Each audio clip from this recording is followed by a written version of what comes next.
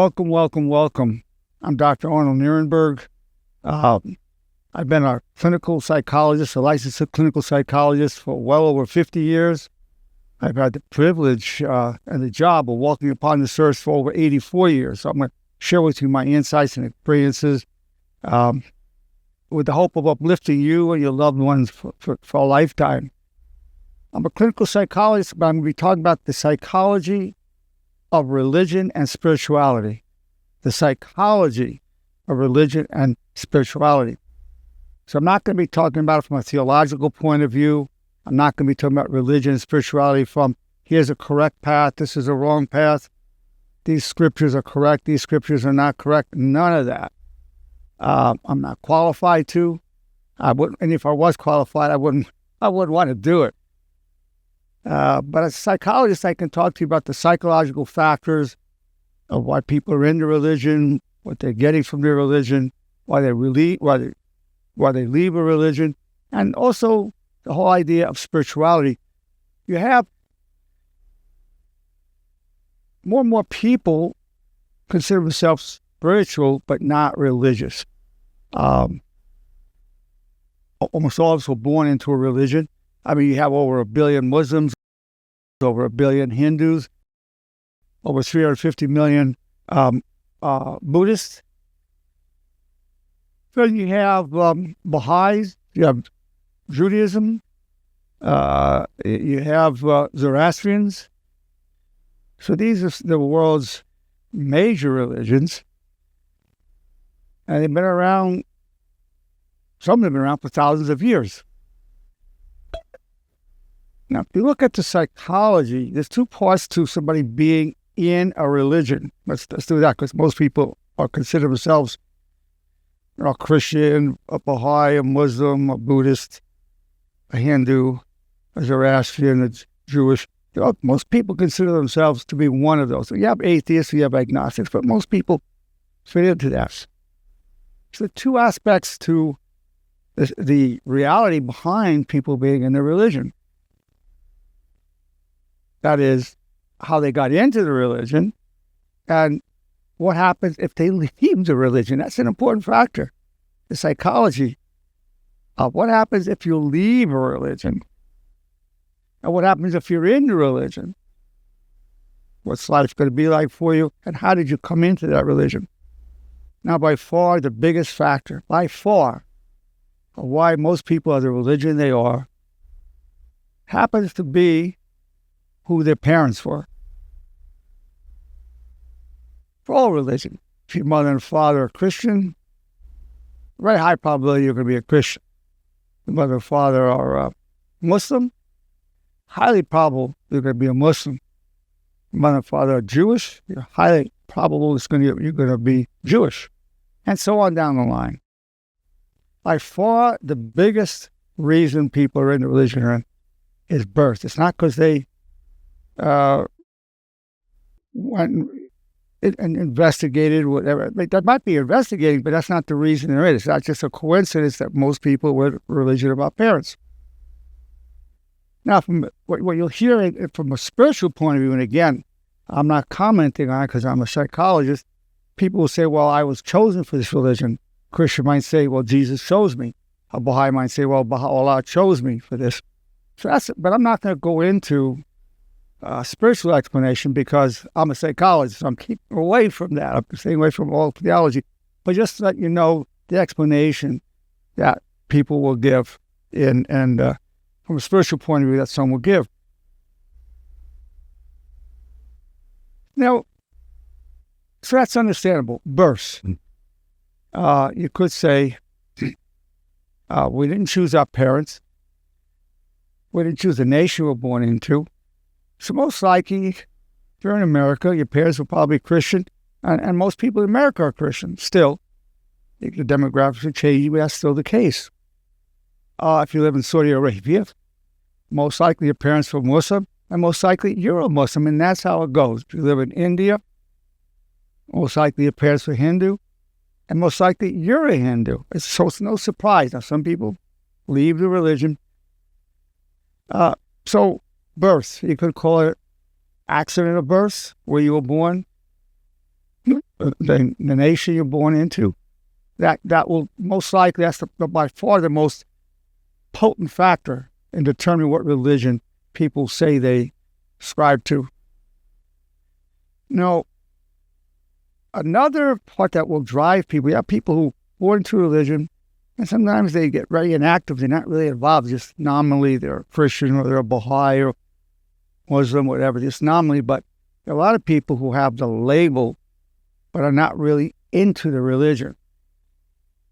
But still, if you do a census on it, they're counted as being a member of that religion.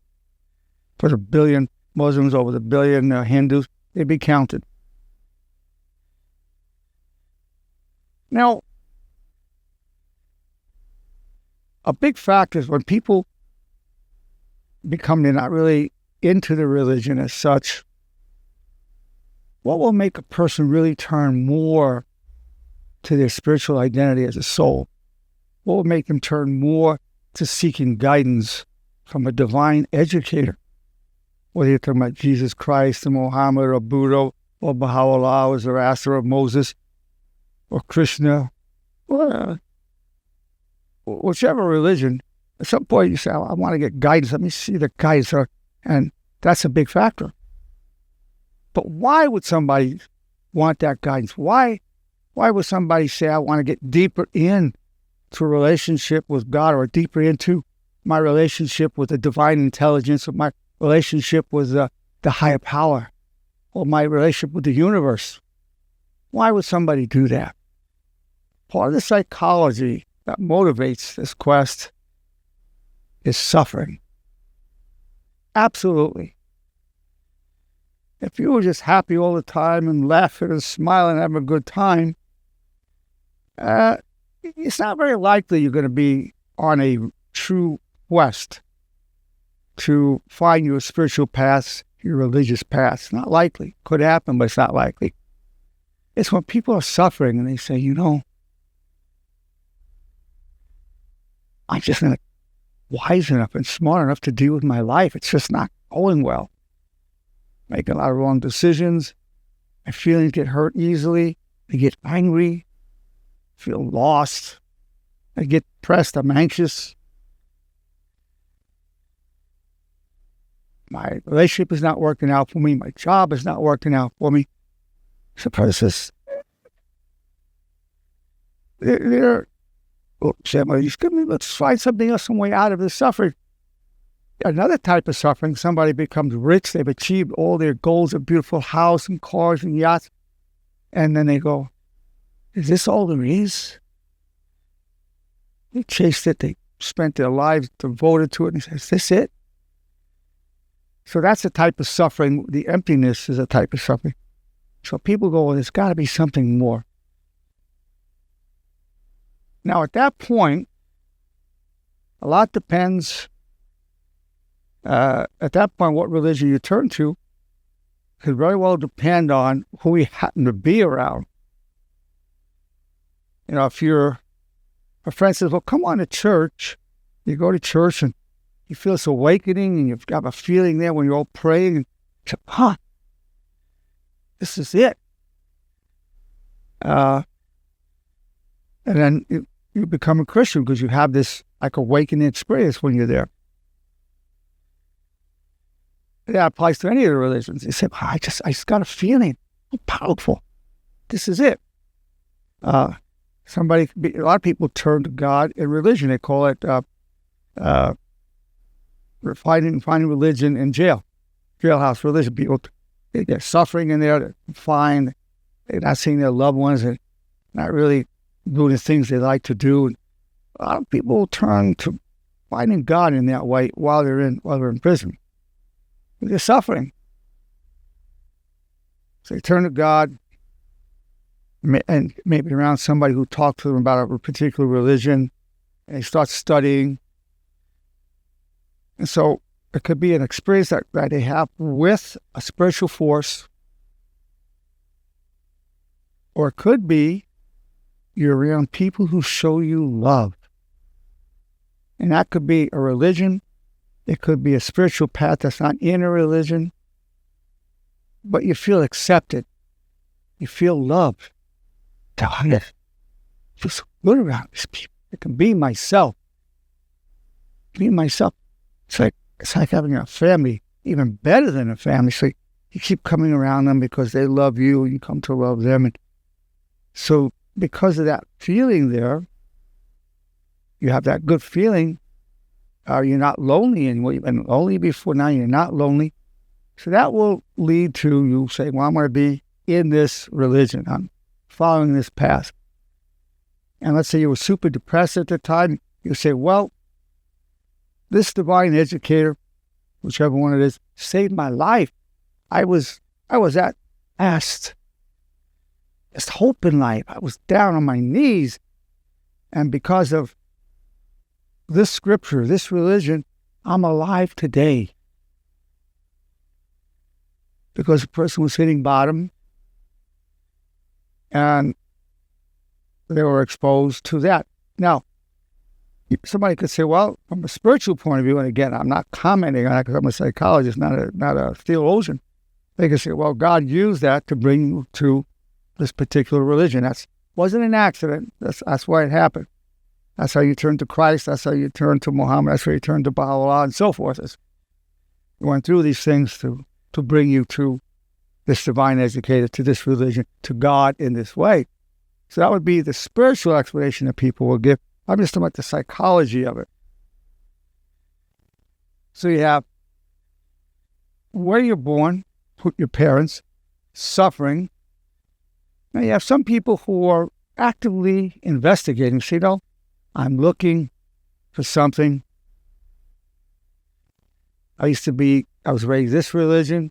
Then I became a non-believer, kind of an atheist. I drifted around agnostic. I really don't know if there's a God.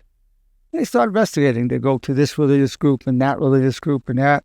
They study the scriptures, whether it's the New Testament, the Torah, or they study the Baha'i scriptures, or the Quran, or the Bhagavad Gita, or the Zend-Avesta, whatever the holy book is. They read that and say, wow, this really speaks to me. So the person's investigating. There are not many people who don't come in through birth and through suffering. But some do come in. Or some might say, I've studied the scriptures, and that this divine educator is supposed to come back at this year. The year is here, and here he is. And so there you go. Now, it could also be some people will go into belief because of an extraordinary experience.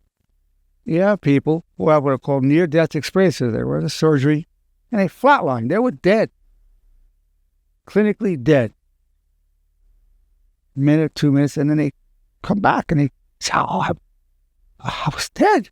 I saw my mother, my father, saw this light, and I didn't want to come back. The doctor brought me back. I was so lovely. I didn't want to come back here, but they resuscitated me, and I was seeing myself there, and I see them working on my body, and I didn't want them to be doing that. I wanted to just go on. It was wonderful. So people have these experiences, and they say, well, there's definitely something more. Now, that could be that they become into a particular religion, or might just awaken where the person says, I'm not afraid of death anymore. I know this. We continue. And they just know that they're a soul, an eternal soul, but they don't join any particular religion. Matter of fact, attendance at a lot of religious institutions is down because they feel, they look around the people in there or the religious leaders and they're disappointed. They say, this is not right. What I'm seeing is not right. Or with this guy and the congregation, whatever. I don't like it. And that's how it's going to be spiritual. When I have a relationship with God or the divine intelligence in my own way, I don't need this. So they're off doing that. I'm not commenting on that from a spiritual point of view. I'm talking about the psychology of what happened. Now let's look at the psychology of why people don't leave a religion. Well, it could be they don't leave because they really believe in it. But in some religions, at least one I know of, you could potentially be killed if you leave, potentially. Yeah, some religions say, well, you can only get to heaven in this religion, so if you leave, let me go to hell. We love you, we don't want you to leave. So, wow, go to hell. I don't want to go to hell. I don't want to get killed. The other one's saying that. And some will say, well, all my social contacts are here.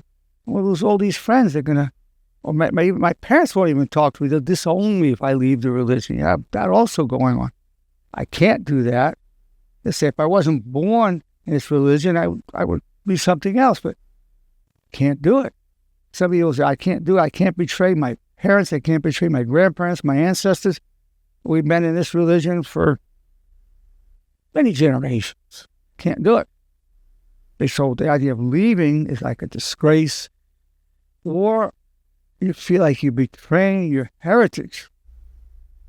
So these are some of the reasons, not to belief in it, but there was some reason that's why you wouldn't leave. But also these are reasons why people say, I can't go. I'll get killed, I'll be ostracized, whatever it is. So that's what keeps people in the religion, in that religion. And especially if you're in some country where it's not religious tolerance, and you're just fine as long as you're that religion in that country, you're going to get along. And if you're not, you know you're going to become a second-class citizen in some way, or worse. So the fear of the social consequences, the family consequence, keeps people, at least nominally in a religion, keeping the name of that religion. And you have people who then say, I don't want to be part of any religion. I just see hypocrisy. And people, with the psychology there, what happens is they say, well, the founder of the religion, the divine educator, was what Jesus or Baha'u'llah or Muhammad, whomever, was perfect, was wonderful. But you see that the followers are killing and fighting and gossiping. And so people say, well, this can't be right as a religion. Look at all these imperfect people. So they confuse who brought the religion to us, or that path to us, versus who the imperfect followers are. So that's another reason people are turning away from organized religion. But still, most of humanity will say, I am this religion, or I am that religion. Now, all the religions, all will talk about basically a variation of the golden rule, to do unto others as you have others do unto you. All will talk about good works, good thoughts, good action. They all have that. And every spiritual path has that. Not talking about Satan worship or whatever. I'm talking about normal religious or spiritual paths. They all have some variation of the golden rule. They all advocate good thoughts, good words, good actions. That's across the board. So there's some universal principles that exist in all the religions. So we're talking about some of the motivations where people go in. Parents, suffering, and then you have some people are seekers, and some people have a spiritual experience. Something happens, you can't explain it in material terms. I've had people tell me who never talk about God or the next life, saying their father came to them. Their mother who was deceased came and scared the heck out of them. They came. A little while after they died, they actually came. So it's something they've experienced. It's like, gotta be something. I know there's something. And a lot of people who have these experiences are afraid to talk to people about it because they don't want people to think they're nuts. So they don't tell anybody. You have a lot of people who had a spiritual experience, but because of the materialism, particularly in America at this time, they don't want to acknowledge, I had this experience. I saw a deceased loved one. I had this experience. I felt like I awakened. And so you have people who then turn to meditation. You have people, different sects of Hinduism where people give up everything and wander around. And they have a guru or at an ashram, say in India, whatever. And they have a living master. So you don't hear too much about them because there's not as many devotees as we have in some of the other religions that I mentioned. But there are these paths where people feel, you have to. I remember one case, there was a very educated man. He used to be a professor at Harvard, and he was in India, and he met this guru, and the guru started telling him things about his life that there was no way he could have known. So I thought, this guy is telling me all this. he became a follower. How else could he know? It has to be something like, so when they see have an experience that's not explainable by any known material mechanism, so what's something here? So they become a follower on that spiritual path. Or a person has a dream, and maybe a year later, the thing they dreamt about happens exactly as they saw it. They said, "Well, I dreamt that." So the person says, "Well, there's something more to this life than going to work and watching my television or going to a baseball game and getting my food. Something more. And I call it spiritual." Now, it's not something new. Whether you go back for thousands of years, people have had some form of worship. A lot of it had to do with to deal with the unknown. Some visions, people beginning visions, and then dealing with the unknown. So give some sense of order to the universe by having certain belief systems. You say, "Well, I can understand what happened because of my religious beliefs. I know these things, or what my spiritual teacher tells me. I have some way of making sense out of some of these experiences, how we got here, where we're going, what's the purpose of my life." So they're getting answers for that, and so that's very reassuring. This in no way at all undermines the reality of the spiritual path and of the religious. It does not. But I'm not a theologian. I'm not here to talk about it from a spiritual or religious point of view. I'm here to talk to you as a psychologist. People, in fact, it can help longevity. People who believe and they're praying, all else being equal, they live longer. Now, some people might have a hard time with their religious community. They say, "Gee, they fit in here. Well, we all have the same beliefs, but I don't fit in with these people." So it can cause more discomfort and stress to be in a religion. It's not that often, but that does happen, especially if somebody that's an unusual person.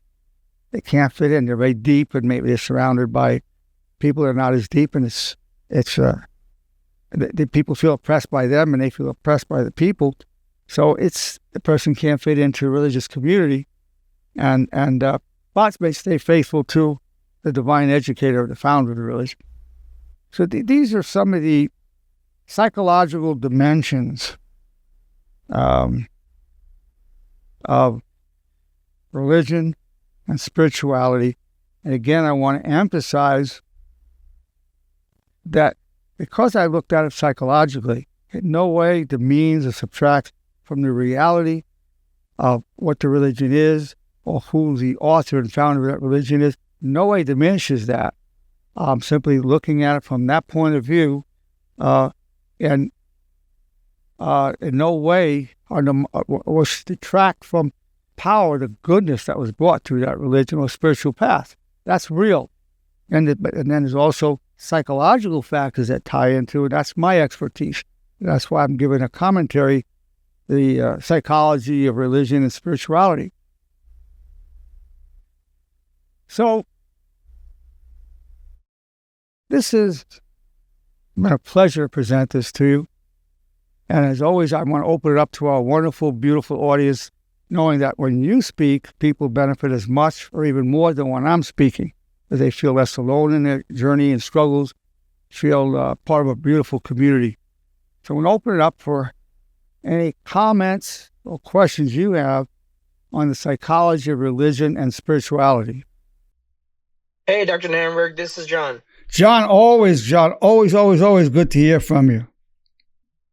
I'm a Christian. I believe in God, but I can definitely say being in the program, learning more about honor, and just learning more of the knowledge that you're giving me personally, that it has brought me closer to the religion and has helped me get more comfortable with it as well.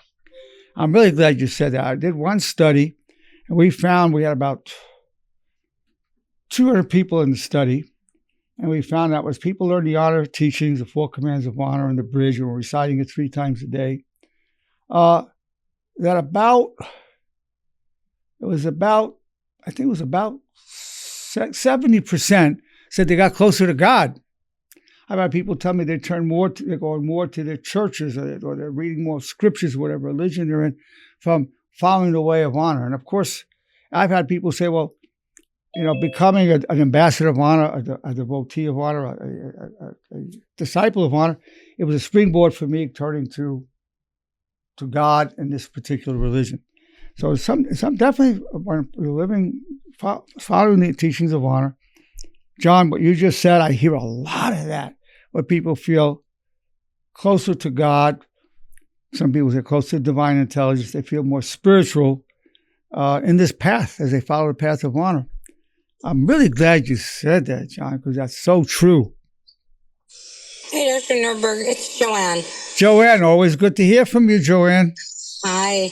Yeah, you know what? I feel the same way. I feel like I have gotten closer to God, closer, to the divine. Well, honor has shown me how I can be closer to God. I think that's amazing, actually, because I it's turned out to be, I'm a psychologist. I'm not a clergyman by any sense of imagination. But as we follow the way of honor, what you've said, what John said, getting closer to God, happens more often than not. Around like 70% of people say, I feel closer to God. So as we follow our highest values, which in case for many of us is God, represented by God, people get closer to it. And I'm really glad you said that, Joanne. I mean, it has more meaning to the whole path, that it brought you closer to divine intelligence, to God. That just makes it even more meaningful. That's beautiful to hear. Very beautiful to hear. Yeah, Thank you, Joanne. It's gotten me closer to the divine. You're right. Thank you for sharing that, Joanne. Thank you. Thank you. Hi, Doctor. This is Julia. Yes, please speak up. I have, when my husband had an aneurysm, there was a priest that came into the room, and he said, your husband's not going nowhere because he has still something in the world to do. And I always believe in him, and I always have been compassionate about him too, because when I need something, I pray and I feel comfort just talking to him. I am Catholic, and I've been through a lot of the stuff, and I have come out praying and being in church, being involved, and it has helped me. I always think that he's there for me, so he's not going to leave me. He gives me ways to grow up and go through things and take me back into the place that he wants me to be. Well, the fact that kept your husband alive, there were things that he still had to do as a purpose for his life. I had a patient come to me one time, lovely lady. She was weeping. She said, they shot my son 9 times. He's in stable condition, but he's in the hospital. And I said, oh my God, I have 7 children. I said, that's a parent's nightmare. I said, what if I told you there's the best true story we can tell ourselves about that problem that will give dignity, nobility, and honor to you and to your son? She said, Dr. Nerenberg, please tell me, what can that be? And she was weeping. He said, you ready for the healing medicine? She said, yes. I said, well, they couldn't kill my son. They shot him 9 times. God has a purpose for his life. When I said that to her, she went from weeping to lighting up and smiling. And she said, God does have a purpose for his life. Yeah. She walked out, like floating out next week. And I said, be sure to tell your son. And I said that. She came back the next week. She was still smiling. And I said, did you tell your son what I said? She said, yeah. And he made him happy to hear it. He practically even laughed. So there is, I think what you've shared, a lot of people have that, gives a sense of meaning to what's going on. Your husband has had a purpose in life to stay. And I know other people who survived. I know one person, a friend of mine, flatlined 3 times, and he survived it. He saw his mother coming, who had passed away a few years earlier, and said he didn't see God, but he saw her intervening to keep him here. And since that time, he's not feared death at all. And I've heard other stories, people not fearing death anymore, including Hugh's mother. And he really blossomed in terms of what he started doing for the world. He became very famous and had a platform where he could reach a lot of people and talk to them about physical conditioning, but also, which was his expertise, but also he was able to bring God into that and bring more love into the world through his podcasts and his seminars. So and the thought was, well, God kept him alive to fulfill that mission. And I could tell stories about myself, about why I'm still here. I mean, I had many situations where I probably shouldn't be here that are like that. So this, from what you just said, which is so valuable, it helps us make sense of what's going on. Firstly, the spiritual reality that this happens. That's number one. But number two, at a psychological level, it's comforting. It helps create some kind of order out of chaos. Gives more meaning to life. This is a perfect illustration. Thank you so much for sharing that. Thank you. Hey, doctor, it's Gary. How you doing? Gary, good to hear from you, Gary. Well, as you know, you can't tell anyone about any religious, if a God or whatever they believe in, but I do tell you that there is a devil. After our last meeting, I believe I said me and the relationship with my wife has been better. Well, that opened the door for the devil. And let's just say the last week and a half has been horrific. You know, we talked about arguing over stupid things, to adding up to big things, to talk about divorce, you know, spending 4 nights away from each other, and just to figure out that we do need each other. Well, sit down and talk about our issues. Gary, let me tell you something. Open it up. Gary, I'm going to tell you something. I know your wife very well. I know you very well. Yeah. Neither one of you are going anywhere. I told that to her. I'll tell you. I know you guys hit these things. I know what the issues are. So you could look at it, well, there's a devil and he did that. Well, some people say that from people who get into a spiritual context say, well, the more spiritual you get, the more the devil come up to test you. That's one way of talking about it. Now, but the other way is that when these tests, trials, and tribulations come, as we rise above that, it makes us even stronger psychologically and spiritually. One of the thoughts that's a derivative of one of the commands of honor, there are 4 commands of honor, and here's one of the derivatives. God, I'm extremely grateful for the gift of trials and tribulations that bring me closer to you. God, I'm extremely grateful for the gift of trials and tribulations that bring me closer to you. And so you went through a trial and tribulation. You could say it's the devil, but you could also get into a particular religious paradigm. And I have no comment about that because I'm talking to a psychologist. But the other way of looking at it is it's a gift that's going to bring you even closer to God and closer to your wife, because you're not, without suffering, what a gift of suffering is. What a gift. People think that, it's a terrible thing from the devil, it's punishment. Well, Mom, I'm not going to comment from a spiritual point of view. I will tell you this as a psychologist, so this I'm qualified to speak about. Without that suffering and the anguish, I know what anguish you went through, your wife was going through, the whole family was going through. I know. It's impossible to achieve wisdom without suffering. It can't happen. And it's impossible to achieve compassion for the suffering of other people. You can have compassion for people who have been through these things because you've been there. You've been there. Now, this is a gift. One way of looking at it is a gift for you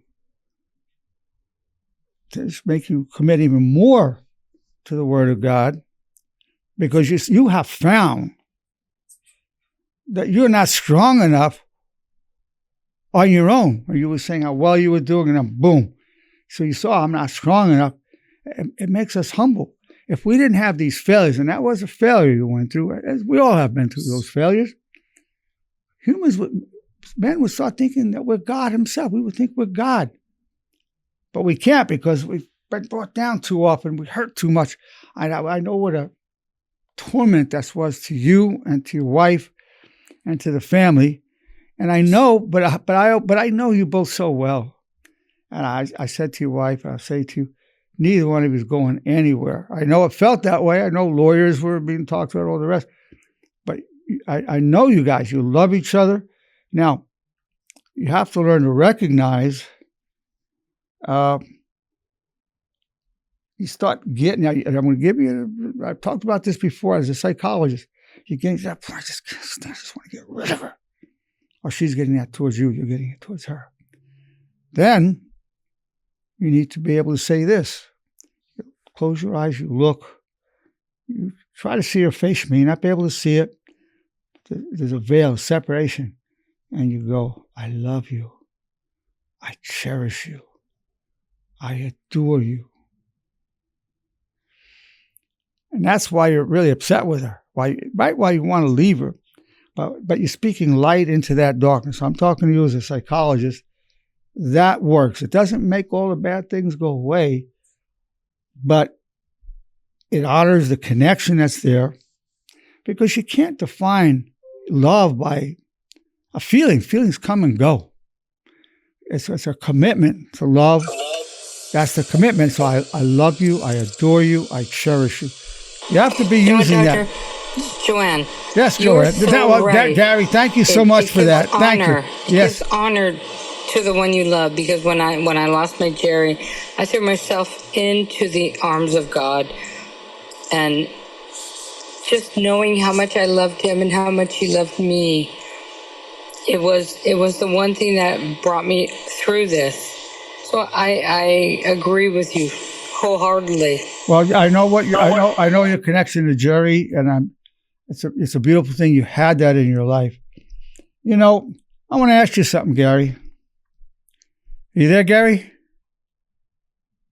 I'm here. No, I'm talking to Gary. No, I'm talking to Gary. Excuse me, Joanne. Thank you for your input, but I want to hear from Gary. Gary, are you there? Yes, sir. Yeah, All right, Gary. Okay, I'm going to ask you a question. I know you guys were talking divorce and whatnot. I want to ask you a question. When you were going through that, were you aware that you loved her, or you were not aware of it? I was aware, yes. Okay, now there you go. And I know for a fact she loves you. I mean, she's put up with a lot of crap from you. So I know that woman loves you dearly. Yes. Yeah. Now, so you loved her. You just weren't feeling that love. You were really angry about whatever you were angry about. So the reality was, you knew you loved her, and yet you were going to get rid of her. I love you, I adore you, I cherish you. I'm telling you, you have to be able to speak that into the darkness. You're going to run into this again sometime, Gary. I tell you right now. You must write it down. I love you, I adore you, I cherish you. Write it down and practice 3 times a day with your commands of honor and bridge. And now when you come up against this, the repetition is preparation for application. And you speak that into the darkness. Now, I know you're coming from a Christian perspective. When the devil came before Jesus, said, "Get thee behind me." And so this is a way of if you want to talk about a devil, which as a psychologist, I'm really not going to go there, but for you, I'll do it. You're speaking those words into it. That's like saying, "Get thee behind me, Satan." Because you're saying to you, if I love you, I adore you, and I cherish you. Because you know you love her, and you don't want to lose what you have. I know your family means everything to you. Yes. And but you have to be ready to say that. You have to be ready, and the only way you're going to be ready is only one way. You have to recite it 3 times a day. For how long? For the rest of your life. Your commands of honor, your bridge, and those 3 laws of love. You've got to do it. Are you willing to do that, Gary? I'm going to ask you honestly. Yes, I am, because I don't want to hear because. I don't want to hear Yeah, Gary, I don't want. The main thing is the answer is yes. Is that right? Yes, sir. Now, are you just saying that now, or do you really mean it? No, I really mean it. We've been talking every day, working on our relationship. Yeah, well, that's the key right there. So what I'm hearing is, if you get Elliot, you're going to say 3 times a day for the rest of your life, I love you, I adore you, I cherish you. And you starting to get these negative feelings about her, you're going to speak it into that darkness. I'm not saying you have to say it to her. You could say it to her. That's good. But this is something you can say into your own mind, speaking the light into the darkness. It's going to all light up tremendously? Not necessarily. But you speak a little light in that darkness. And that way, you don't forget you love her. See, what happened was you forgot that you loved her, even though you do love her, but you forgot you loved her. Well, that's the problem. So you're reminding yourself, I love you, I adore you, I cherish you. It's the forgetting. They're forgetting. And so there's only one way to not forget, only one way, and that is you have to keep reminding yourself. And you got to do it 3 times a day for life. You can't just do it for a little while. So that's the key. That's the key from a psychological point of view of dealing with this. And I know you're a believer in God. I know she is. That all helps a lot. Having a spiritual foundation together. That's a beautiful thing. You're a beautiful couple. You have a beautiful relationship. Like a lot of relationship turns to crap once in a while. That's a normal, believe me, that's a normal thing to happen to people. But with the tools that you have, doesn't have to go there again. Doesn't have to. Thank you for your input, Gary. Dr. Nerenberg. Who's speaking? May I share something? I just want to share an observation. This is Becky. Becky. Hi. Dr. Nerenberg, I appreciate you tying the psychology of religion and spirituality to the golden rule. And one does not have to be religious to be spiritual. But what I want to share is just an observation that I have been tracking. At the end of the day, what we do sooner or later ultimately lead us to that one supreme being. That has been my observation repeatedly. Well, I think that's true for a lot of people, not all people, or they don't recognize that's what it's led to. Now, you're such a committed, I know as I remember, you're Catholic. You've had a private audience with the Pope. Is that right? Yeah. Yeah. So you've had some very special experiences, but you're very committed to your path, and that helps you in terms of always coming back to the supreme being, to God. That helps a lot. Most people are not that sincere in their religion. I don't care what the spiritual path is, they're not that sincere. But there are some sincere ones, and you're one of them. And there are others that certainly exist. And the sincere ones will always come back to a gratitude to God and a connection and wanting to serve His will, and which involves His will is always to love and to not only to do unto others as others do unto you, but if you come from a Christian background, it's to love one another as He has loved us. So you always come back to that. And because you're sincere, you'll always come back to that. Now, if you weren't sincere, Becky, believe me, you won't always come back to that anchor. But because you are sincere, and that's by the grace of God that you're sincere. Because you are sincere, you come back to that.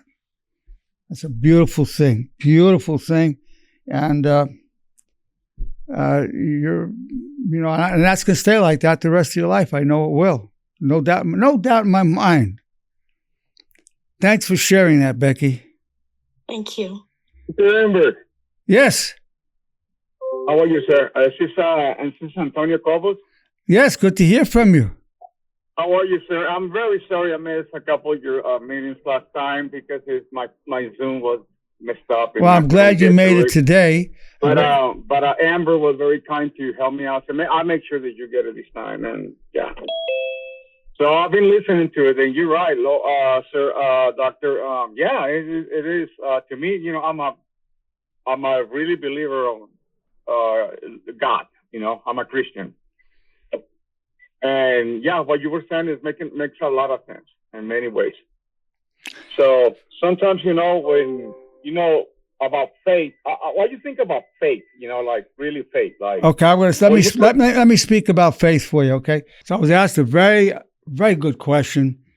What do I think about faith? And I'm going to talk to you not as a theologian. I'm going to talk as a psychologist. So when we talk about faith and belief, that's a very spiritual context. So what I'm going to do is translate it into the language of psychology. So for the language of psychology, the word is trust. person says, well, I read scripture, and in your case, you're Christian. Say, well, I read the word of Jesus. That's the word of God from my point of view of religiously. And I trust Jesus. I trust him with my life. I trust what he says is true. So somebody says, well, what faith? Well, or what strong belief? That's a very theological way of addressing it. But psychologically, you would say it's trust.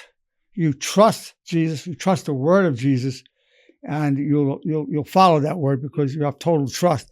So that's the explanation from a psychological point of view. I'm a psychologist, not a theologian, so I'm qualified to talk about the psychology. I'm not qualified to talk about it from a religious point of view.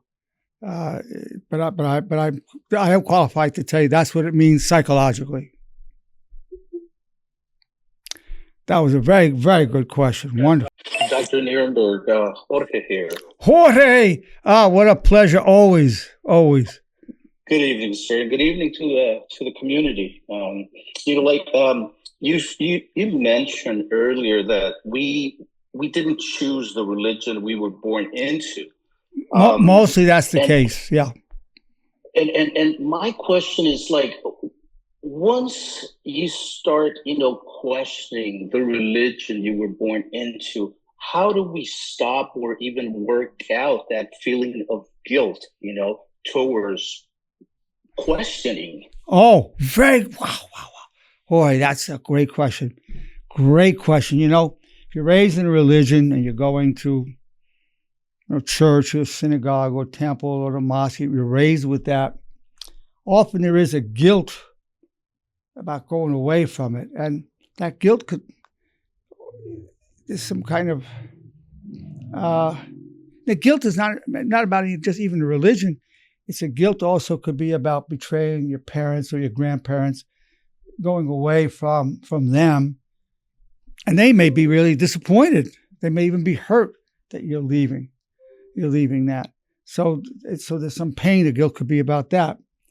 So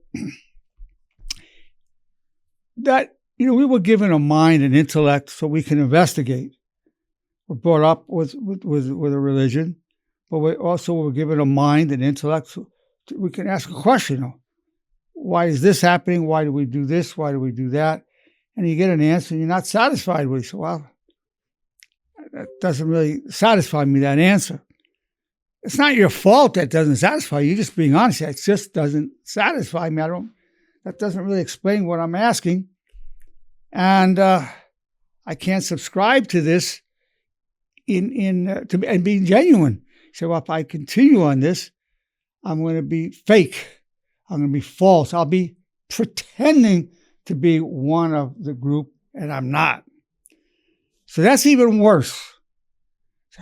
You feel I'm really an outsider pretending to be an insider, especially for you're such a genuine, authentic human being, one of the most humble, authentic people. That would be even more painful for you, more painful.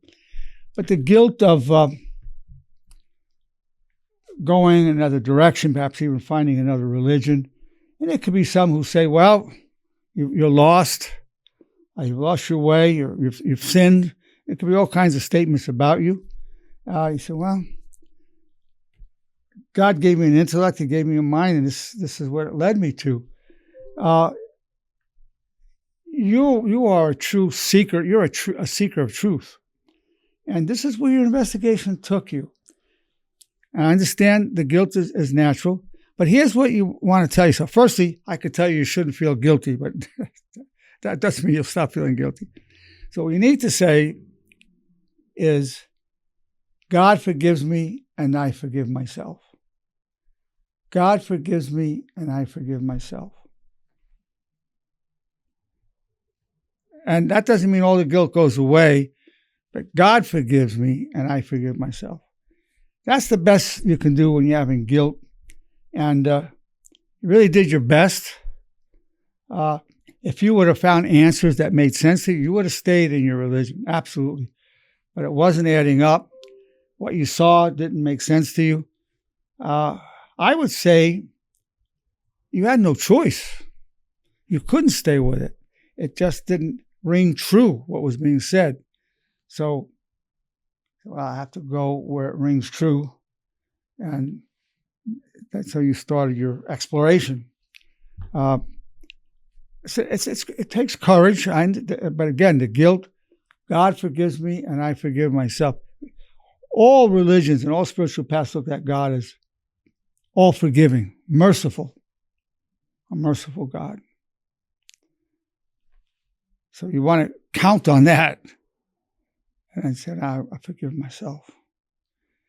And at the same time, embrace the direction you're going in. Follow the reality as you're seeing it through your independent investigation of truth. That most people don't investigate, but you're investigating. That's a very high station. You're a seeker of truth, and you're investigating spiritual reality, the religious reality. And that's a beautiful thing. Beautiful. Wonderful.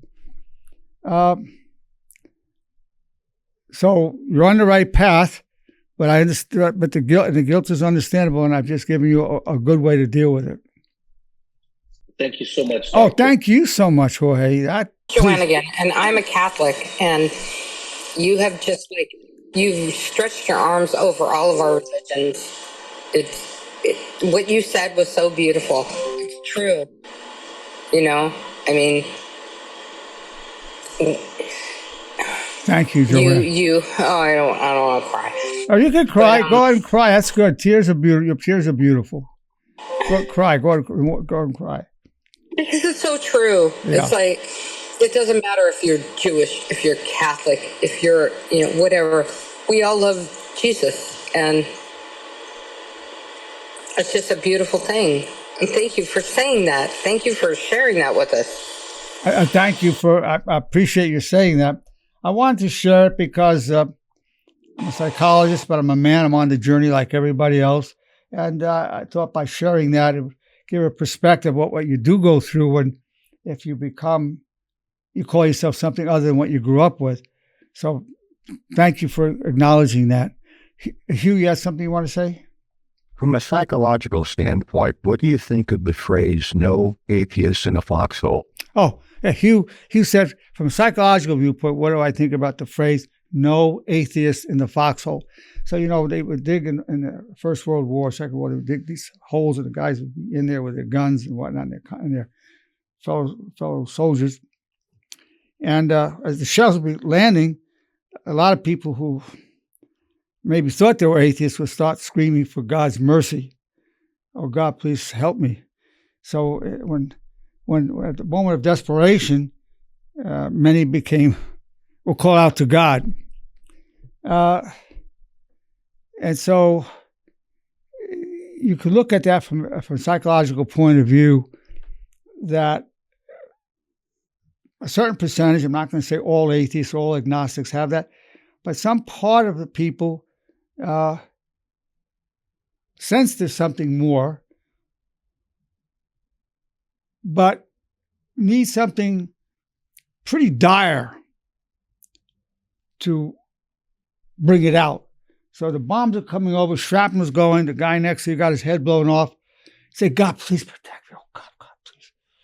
So I would say desperation brings us to God.